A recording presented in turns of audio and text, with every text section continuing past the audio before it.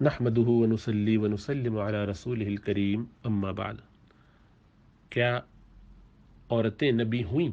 کوئی عورت نبی یا رسول تھی؟ یہ سوال آج کل پوچھا جاتا ہے، اور وجہ اس کی یہ ہے کہ جس معاشرے میں ہم رہ رہے ہیں، جس دنیا میں ہم رہ رہے ہیں، اس میں مساوات کا بہت چرچا ہے۔ مرد عورت کے درمیان اگر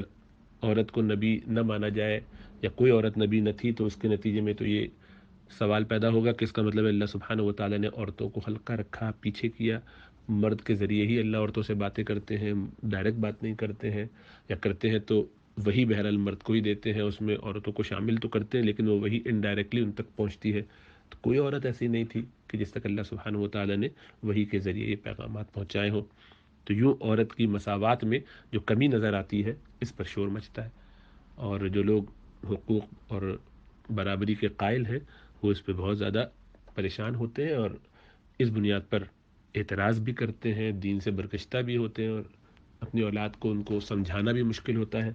اگر وہ خود سمجھے ہوئے ہوں تو۔ بہرحال اس کی تفصیل تو الگ سے بیان کرتے ہیں، لیکن سر دست یہ سوال ہے کہ کیا شریعت کا اس میں حکم ہے کہ مرد ہی نبی ہوں گے یا عورت بھی ہو سکتی ہے؟ تو جانا چاہیے کہ جمہور علماء کی رائے یہی ہے کہ عورت نبی نہیں ہو سکتی، مرد ہی نبی ہوں گے،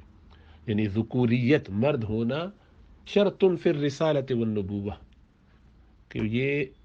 شرط ہے نبی ہونے اور رسول ہونے کے لیے،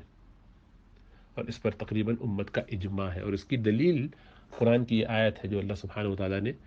ایک سے زائد جگہ بیان فرمائی کہ وما ارسلنا من قبلک الا رجالا نوحی الیہم، کہ ہم نے نہیں بھیجا رسول بنا کر آپ سے پہلے کسی کو مگر مردوں ہی میں سے، مگر مرد ہی کو ہم ان کی طرف وحی کیا کرتے ہیں۔ تو یہ ایک سے زائد جگہ جو مرد ہونے کا باقاعدہ کہا گیا کہ وہی مردوں ہی پہ آتی ہے، اس سے استدلال کیا گیا۔ اسی طرح قرآن ہی کی ایک اور آیت ہے جس میں اللہ سبحانہ و تعالیٰ فرماتے ہیں کہ وَأُمُّهُ صِدِّيقَةٌ، یعنی جہاں حضرت عیسیٰ علیہ السلام کا تعارف کراتے ہیں تو تعارف کراتے کراتے یہ بات وہاں پہ کھولتے ہیں کہ کس طرح اللہ سبحانہ و تعالیٰ نے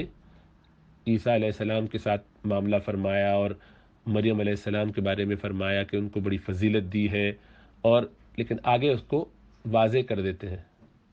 کہ قد خلت من قبلہ الرسل کہہ کے وَأُمُّهُ صِدِّيقَةٌ،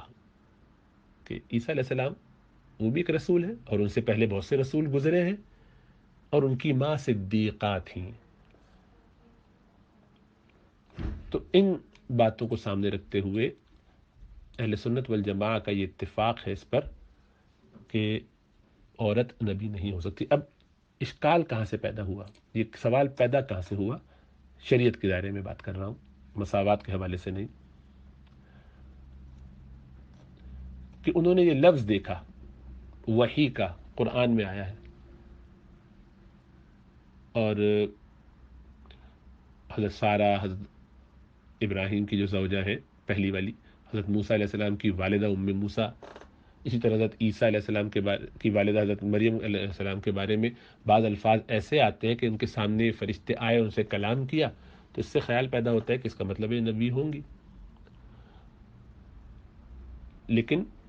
یہ درست انڈرسٹینڈنگ نہیں ہے، یہ سمجھ درست نہیں ہے۔ وجہ اس کی یہ ہے کہ لفظ وحی کے معنی خالی نبوت والی وحی نہیں ہوتا عربی زبان میں، ورنہ اگر ایسا کہا جائے تو اللہ سبحانہ وتعالیٰ نے قرآن میں وحی کا لفظ شہد کی مکھی کے لیے بھی استعمال کیا، وَأَوْحَىٰ رَبُّكَ إِلَى النَّحْلِ، اور آپ کے رب نے وحی کیا شہد کی مکھی پر، تو اس کا مطلب ہے شہد کی مکھی کو بھی پھر نبی ماننا شروع کر دینا، نعوذ باللہ۔ تو یہ جاننا چاہیے کہ وحی کا جب استعمال ہوتا ہے، جب وحی، وہ نبی یا نبی ہونے کے لیے کافی نہیں ہے، بلکہ اس میں یہ بات مزید شامل ہونی چاہیے کہ اللہ سبحانہ و تعالیٰ باقاعدہ کہیں کہ تم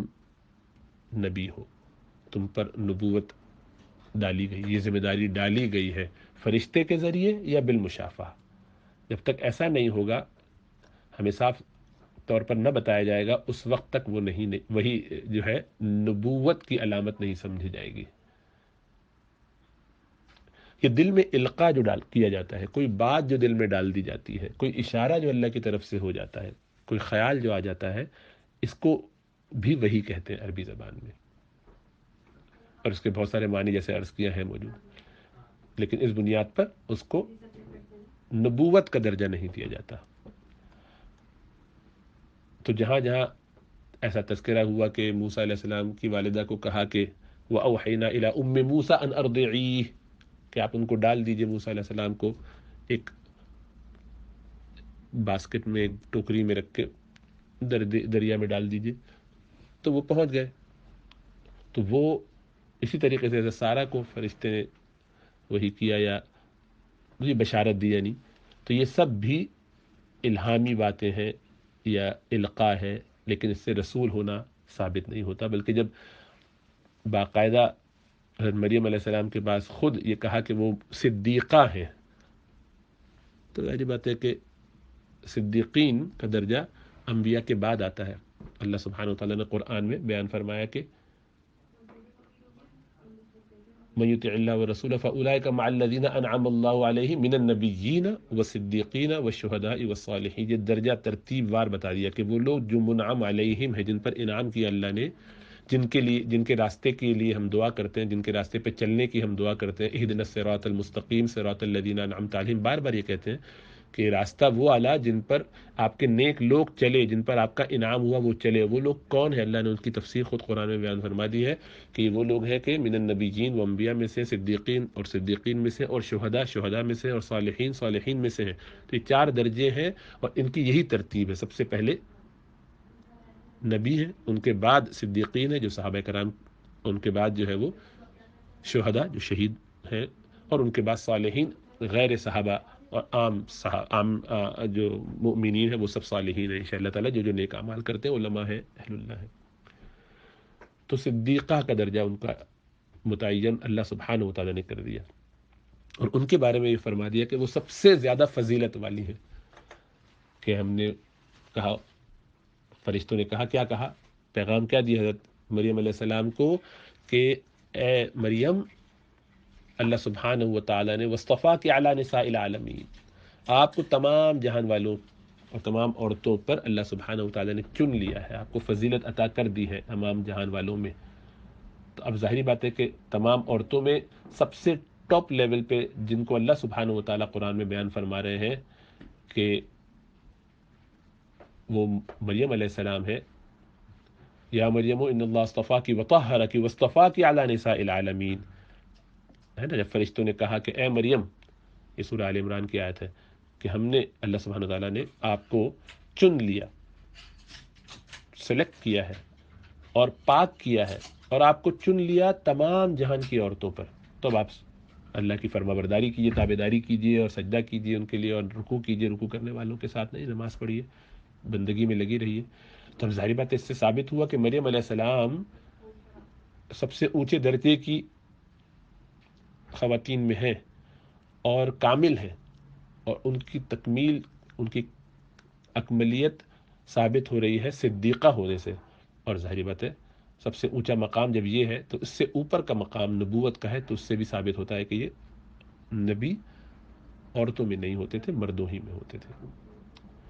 یہ اہل سنت والجماعت کی یہی انڈرسٹینڈنگ ہے، اور اس کو ایسے ہی سمجھنا چاہیے۔ اور جن لوگوں نے اشکال کیا ہے، اکا دکا لوگوں نے، یا جن کا خیال ہوا ہے، جیسا عرض کیا، ان کو اس لفظ سے انہوں نے استدلال کیا ہے کہ بھئی وہی جب لفظ آ گیا یا فرشتے نے آ کے بات کی، تو فرشتے نے جب بات کر لی تو اس سے وہ ثابت ہو جانا چاہیے کہ وہ بھی نبی ہے۔ ایسا ہونا ضروری نہیں ہے، جیسا کہ عرض کیا، خالی وہی آ جانے سے نہیں ہوتا، وہی سے مراد بہت سارے اور باتیں بھی ہوتی ہیں۔ اصطلاحی وحی، شریعت کے اندر جو جس کو اصطلاحی وحی کہتے ہیں، وہ خالی لفظ وحی کے اندر جو قرآن میں استعمال ہوا ہے وہ نہیں ہے، یہ تو بعد میں اصطلاحات وضع کی جاتی ہیں۔ اور وہ وحی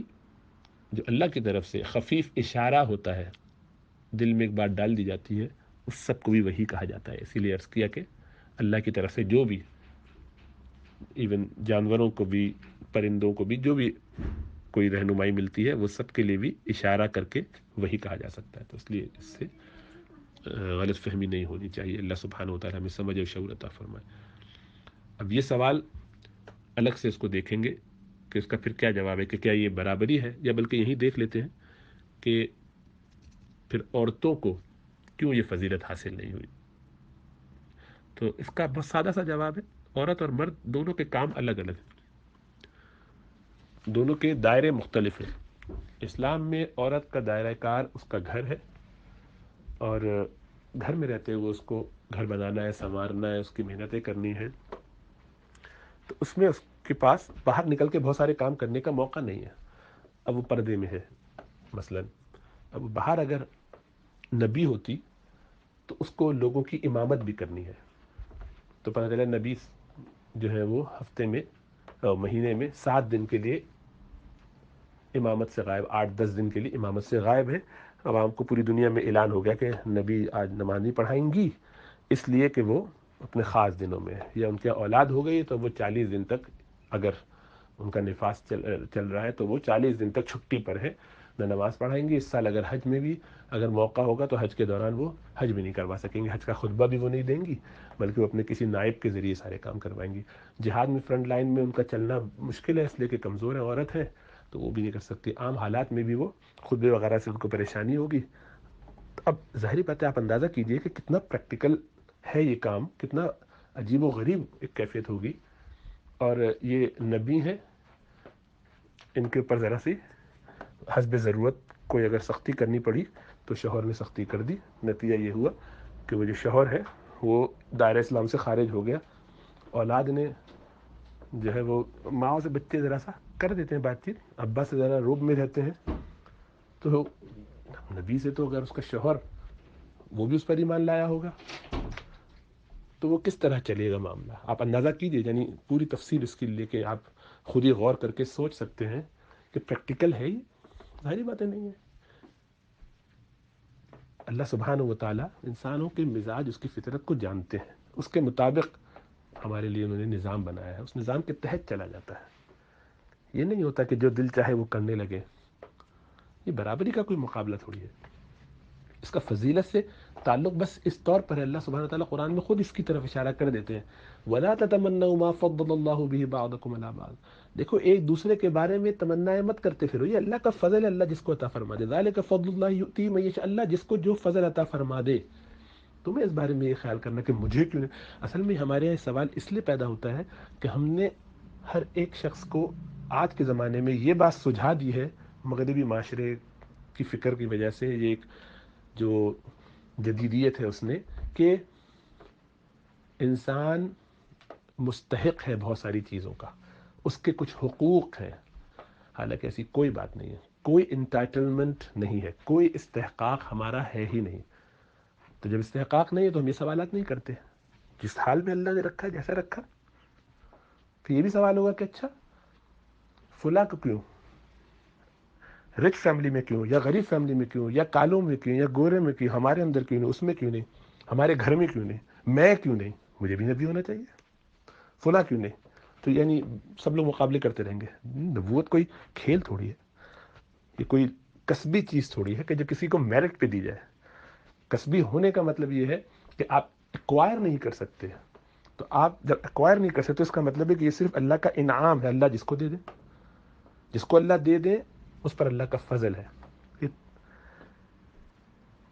جس کو نہیں دے اس کے ساتھ کوئی زیادتی نہیں ہوئی ہے، کیونکہ اس کا رائٹ ہی نہیں تھا، حق ہی نہیں تھا۔ اللہ نے طے کر دیا اگر مردوں کو دینا ہے تو اللہ کی مرضی ہے، عورتوں کو دے دے۔ ایسے ہی کہ کوئی کہے کہ میں پہلے بھی اس کا تذکرہ کر چکا ہوں، کبھی مردوں نے یہ سوال اٹھایا کہ عورت کو اللہ سبحانہ وتعالیٰ نے مرد پہ زیادہ فضیلت کیوں دی، کس بنیاد پر؟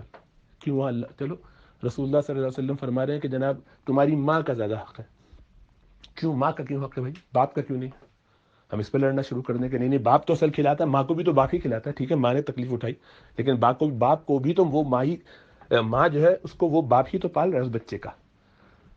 تو اس کا تو پورا کھلانا پلانا گھر سب کچھ وہ مرد کر رہا ہے، باہر محنت تو ساری اس کی ہوتی ہے، تو گھر میں ہے خالی پیٹ کی تکلیف ٹھیک ہے، 9 مہینے پالنا وہ سب اپنی جگہ، لیکن اس کے اندر جس خون سے وہ اس کو پال رہی ہے وہ خون اس عورت کے اپنے اندر بھی تو مرد کے کمائے ہوئے مال کھانے پینے سب چیزوں سے ہے، وہ تو خود زندہ اسباب کے درجے میں، وہ زندہ ہی اس بنیاد پر ہے کہ مرد اس کو کما کے لا کے دے رہا ہے، ورنہ وہ تو مر جائے، وہ کہاں سے کھائے گی پیے گی،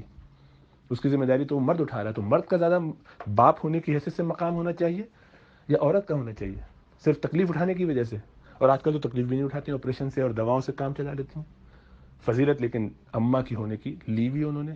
کسی مرد نے کبھی کہا کہ ہماری چلو پہلے درجے میں ان کو دی تھی, دوسرے لگا دیتے کہ بھائی دوسرا مرد ہے, ابا ہے یعنی. کبھی کسی مرد نے سوال کیا کہ دوسرے پہ نہیں تو تیسرے پہ ہو جاتے, تیسرے پہ بھی نہیں. کسی مرد نے زندگی میں, اس لیے کہ یہ اللہ کی تقسیم ہے, یہ رسول اللہ صلی اللہ علیہ وسلم وما ينطق عن الهوى اپنی طرف سے نہیں کہتے, ان هو الا وحی یوحى, اللہ کی طرف سے ہوتی ہیں ان کی باتیں. اب انہوں نے کہہ دیا ختم, کسی مرد نے آج تک اس پر سوال نہیں اٹھایا. الحمدللہ, یہ اچھی بات ہے, اللہ کرے آئندہ بھی نہ اٹھائے, کچھ پتہ نہیں شروع ہو جائے سارا سلسلہ, سب کو حقوق کا حیضہ ہوا ہوا ہے اپنے اپنے, ہیں سارے چوڑے, کسی کا کوئی حق نہیں ہے, جوتے صرف پڑھنے چاہیے صبح شام, لیکن ہر ایک کو اپنا حق چاہیے. جس کی کوئی اوقات نہیں ہے وہ سب اپنے حقوق مانگ رہے ہیں. انسان کی کوئی اوقات نہیں ہے, اللہ کی نعمتوں کا حساب دیں گے, اسی کی یعنی پوری بھرائی نہیں ہو سکتی. یہ ہوا جو استعمال کر رہے ہیں صبح شام, تو دماغ اس لیے خراب ہوئے میں کہ